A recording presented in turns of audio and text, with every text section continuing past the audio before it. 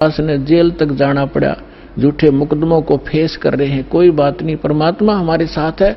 हमारा एक बार ज्ञान निखार हो जा, फिर चाहे फांसी दे दियो मेरा, एक बार परमात्मा का ज्ञान उसके बच्चों तक पहुंच जा।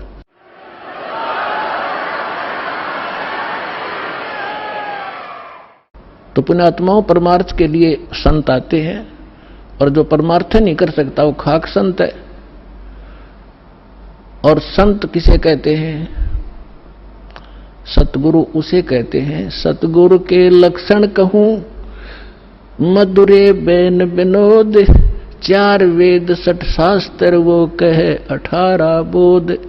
सतगुरु होगा जो इन सदग्रंथों से ज्ञान दे और प्रमाणित ज्ञान हो। अब जो प्रसंग चल रहा है कि जैसे अब आप जी नियमित रहे, अब आपको कुछ दिन समस्या रहेगी, क्योंकि अभी हमारे इस ज्ञान का प्रकाश कम हुआ है।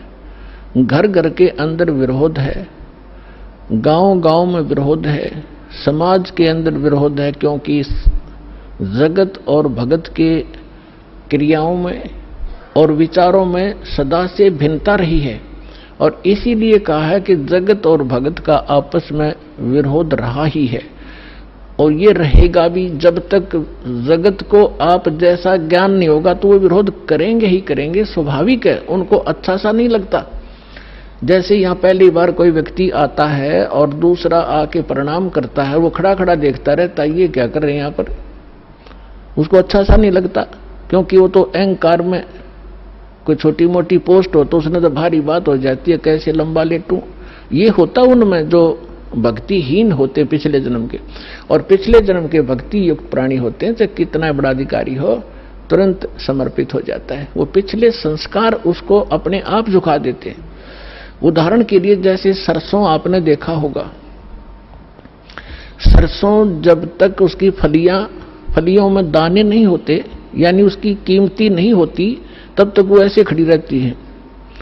और ज्यों ज्यों वो पकती चली जाती हैं और वो उनमें वो कीमती बनती जाती है, उनकी वैल्यू बनती है, वो झुकना शुरू कर देती है, और इतनी झुक जाती है कि जमीन को छूने की चेष्टा करती है, क्योंकि ईव उनकी कीमत बन गई, वो कीमती हो गए, उनके अंदर वो शक्ति आ गई, वो कीमत बन गई। और जब तक वो यूजलेस थी, वो न्यों खड़ी थी आकड़ी ऊपर ने। तो इसी प्रकार जो पूर्व जन्म के भक्ति युक्त होते हैं, उनका स्वभाव होता झुकने का, वो खड़े रह ही नहीं सकते। उनके अंदर पिछली भक्ति इतनी जबरदस्त होती है। और जो भक्तिहीन होते हैं वो आकड़े रहा आकड़े, लेकिन उनमें भी भक्ति बन जाएगी। सत्संग सुनेंगे, भगवान की अमृत वाणी सुनने मात्र से संस्कार शुरू हो जाते हैं। चाहे वो घर पर सुन रहा है मालिक दास के वचन, किसी टीवी पे, या अपने किसी इस सिम के अंदर या इस चिप के अंदर से जो सत्संग सुनते हैं, वो भी संस्कार भरने शुरू हो जाते हैं, उसमें वजन बनना शुरू हो जाता है। फिर धीरे धीरे यहाँ भी आता है, फिर सत्संग सुनता है, यहाँ जो है प्रणाम करता है, फिर उसके अंदर वो भक्ति संग्रहित होकर अपने आप झुकना उसका स्वभाव बन जाएगा। फिर उसको बुरा लगेगा जब झुका नहीं गा, प्रणाम नहीं करेगा तो उस पर कह नहीं जा।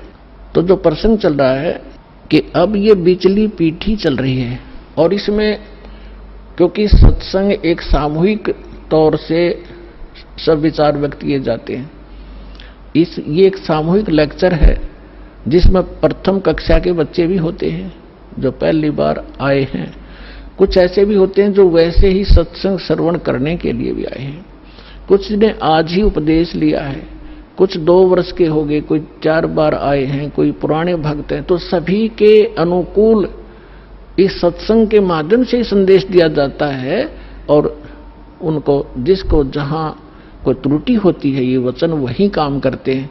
जैसे आपको कोई बीमारी रोग है, इंजेक्शन कुल्ले पर लगाएंगे, वो उसी दर्द पर जाकर काम करेगा जो रोग होगा। इसी प्रकार कोई रोग की टेबलेट है, मुख से खाई जाती है, वो अपने आप वहां काम करेगी जहां वो रोग है। तो इसी प्रकार ये सत्संग सामूहिक तौर से सबके ऊपर बिखेरा जाता है, और जिस स्तर का जो भक्त होता है उसको उसी सत्र का ज्ञान उसके लिए अनिवार्य होता है और उसमें उससे फिर वो प्रेरित होता है, फिर संभल जाता है, कोई त्रुटि भी उससे हो जाती है।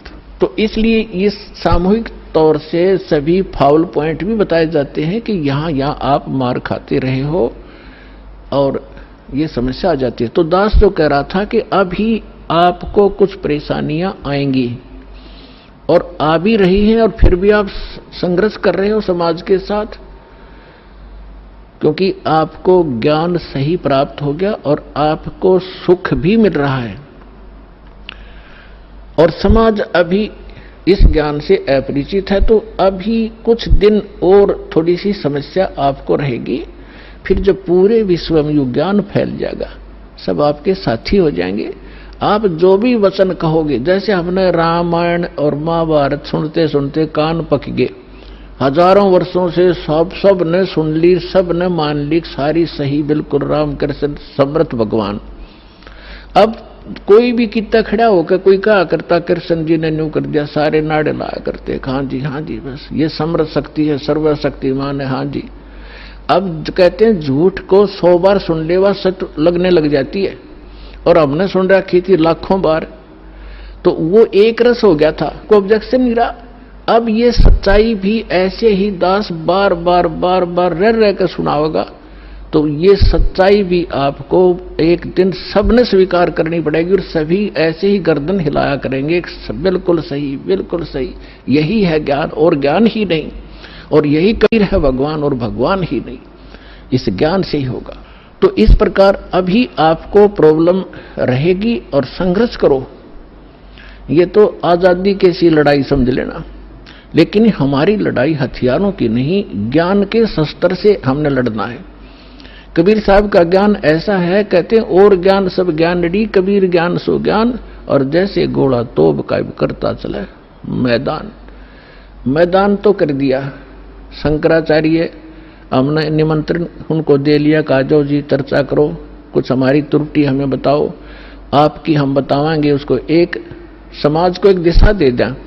लेकिन कुछ भी रहा हो, चाहे वो अपने आप को गण्याडी मान रहे होंगे, अके जावा रामपाल का तो कोई अस्तित्व नहीं है, लेकिन फिर भी गरीब के पास भी आ जाना चाहिए बड़े आदमियों ने, जो आमंत्रित करता है। दूसरी बात यह है कि उनके पास कख नहीं, उनको सारा पता लग चुका है, क्योंकि पुण्यात्माओं आज इतना सेंसिटिव मीडिया है, एक वचन भी दास ने इस पूरे सत्संग में गलत बोल दिया होता, ये बवंडर बना देते। और आज मैं सीधा छाती में मार रहा हूं इनके सच्चाई को, और कोई चसक नहीं रहा, इतना वजन है सच्चाई के अंदर। तो वो यहां नहीं आए, दुर्भाग्य था हमारा, बहुत इंतजार की उनकी, लेकिन परमात्मा ने दया करी, इस साधना चैनल वाले पर न्यारी रजा कर दी दाता ने। इसने अपनी टीम भेज के और सबसे उनके इंटरव्यू ले लिए, खुश होकर दे दिए, धोती सी मन्नत धो दी उनकी, यहां पर दिखा दिया किसे शंकराचार्य है और किसे आचार्य है।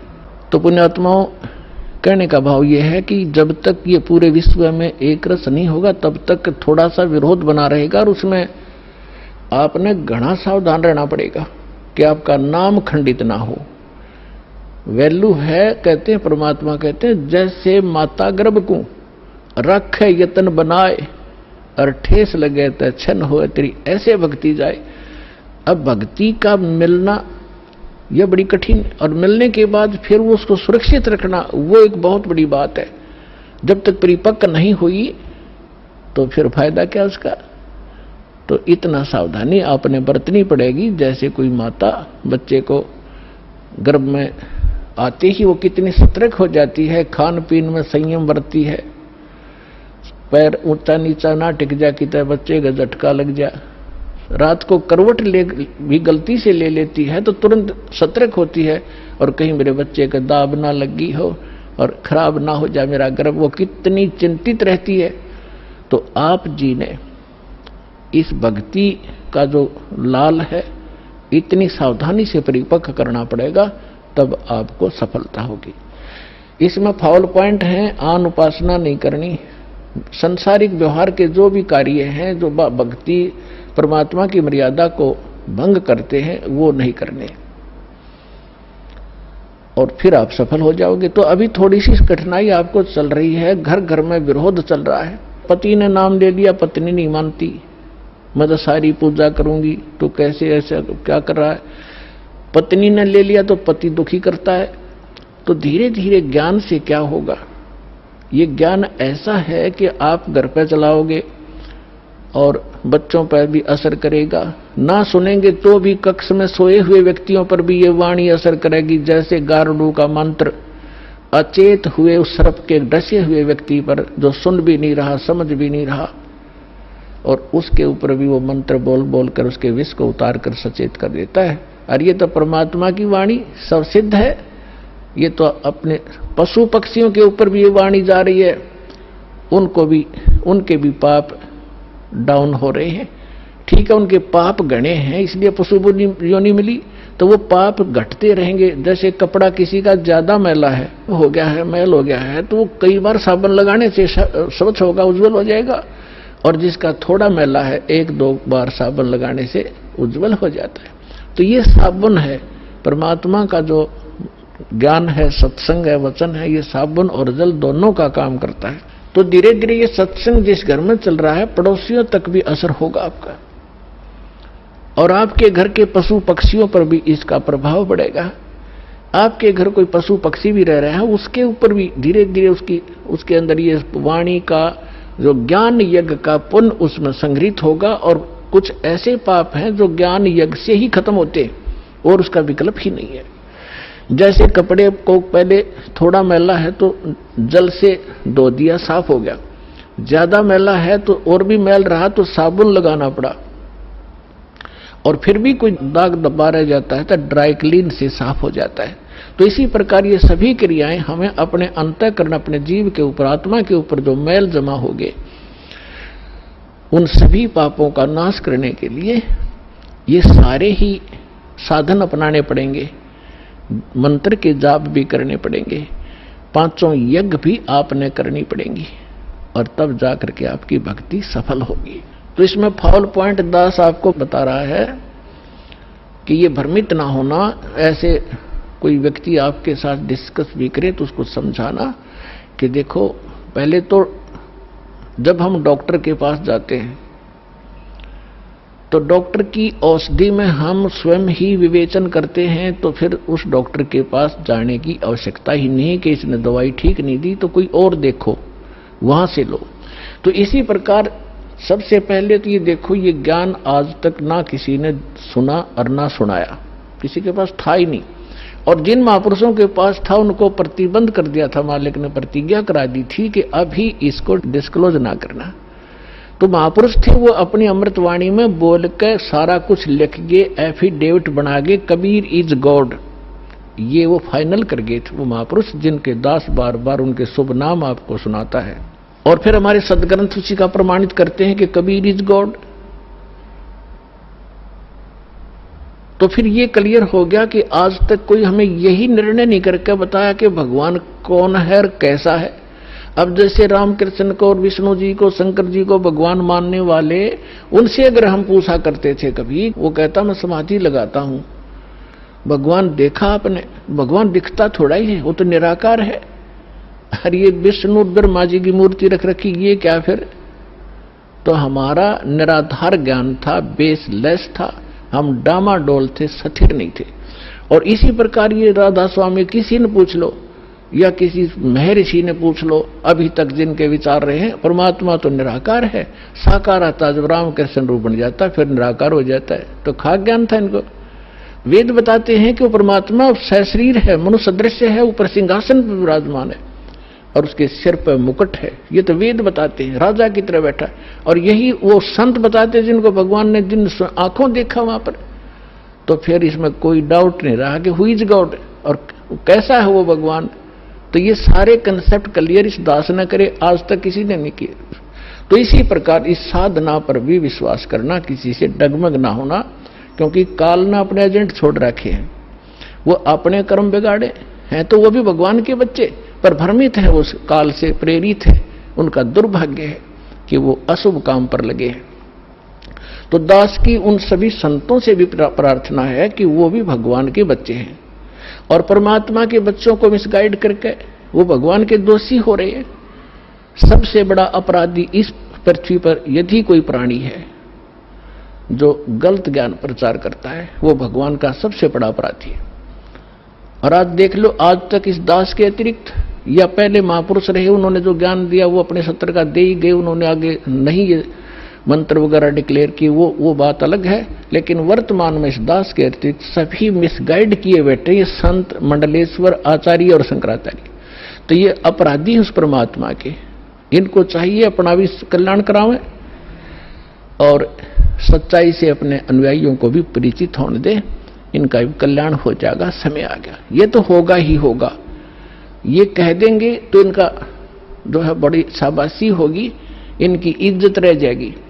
और नहीं तो चलिए तो यहाँ आवेंगे, फिर ये अकेले बैठे रहेंगे वहां पर, रोए जाइए अपने कर्माने। आज कौन ऐसा मूर्ख है जो अपने जीवन को नाश करेगा जब पता लग जा? तो फिर दूसरी समस्या ये आती है कि गुरु नहीं बदलना चाहिए। कोई बात हुई या एक डॉक्टर से इलाज नहीं होता तो 100 बदलने चाहिए अपनी जान बचाने के लिए। और कबीर साहब कहते हैं, जब लग गुरु मिले नहीं साचा, तब लग गुरु करो 10 पांचा। और झूठे गुरु के पक्ष को तज ना लावे वार, और द्वार ना पावे शब्द का वो भटके वार का वार। और इतना शीघ्र बदल देना चाहिए गुरु को। कबीर साहब कहते हैं कि डूबे थे पर उबरे, गुरु के ज्ञान चमक, और बेहरा देखा जरजरा, उत्तर चले फड़क। पहले बेड़े होया करते थे, फ्लोटिंग लकड़ियों का एक बेड़ा बना लिया। अभी तो नौका तो बहुत बाद में चली है, पहले बेड़ा होया करता था, उसके ऊपर बैठकर दरिया को पार करके अपना कोई काम करने जाते थे, उन बेड़े के ऊपर बैठ के जाया करते। तो वो बेड़े कई बार गल जाते थे, कंडम हो जाते थे। तो जब परमात्मा कहते हैं कि जिस साधना को आप कर रहे हो, जो गुरु की, जिस गुरु के जहाज में आप बैठे हो, उसका जब आपको उसके सामने दूसरा जो बिल्कुल ओके बेड़ा आ गया, नौका समझ लो आप, बेड़ा तो नहीं समझ में होगा। अब एक नौका है जिसमें आप बैठे हो, उसके अंदर सुराख हो गया है और जल उसके अंदर घर कर रहा है, अंदर प्रवेश करना शुरू कर दिया है। और उसके बराबर में दूसरा कोई सही ओके नौका रख देता है, साथ में खड़ा कर लेता है, और वो कहता है कि भाई तुम डूबोगे, इसमें आ जाओ। अब जिसने गुट्टी सूटी ला रखी होगी, नशा कर रहा होगा, तो ठीक है मौज हो रही है, वो तो डूबेंगे। और जिनको नशा नहीं है और उनको पता लग गया दोनों का डिफरेंस कि ये जल आ रहा है, तुम डूबोगे इसमें, तो वो जो जिनका नशा नहीं है वो तुरंत 1 सेकंड भी ना लावे, तुरंत कूद जाएंगे उसके अंदर। तो यहां परमात्मा कहते हैं, डूबे थे पर उबरे, गुरु के ज्ञान चमक, और बेड़ा देखा जर्जरा, यानी टूटा फूटा डूबण वाला, उत्तर चले फड़क। फड़क जैसे पशु कई बार आवाज सुनकर हॉर्न की फड़क को भाग जाता, काफी दूर बहुत स्पीड से भागता एकदम, तो कहते हैं ऐसे कूद गए दूसरे में। तो परमात्मा कहते हैं झूठे गुरु के पक्ष को तजत ना लावे वार, 1 सेकंड के अंदर बदल लेना चाहिए। और पुण्यात्माओं, आज इस विश्व में कोई गुरु नहीं है इस दास के अतिरिक्त। सतगुरु की तो बहुत दूर की बातें हैं, वो गुरु भी नहीं है। तो कबीर साहब कहते हैं, गुरुआ गाम बिगाड़े संतो, गुरुआ गाम बिगाड़े, गुरुआ गाम बिगाड़े संतो, गुरुआ गाम बिगाड़े, ऐसे कर्म जीव कहला दिए, ईव जड़े ना धाड़े। है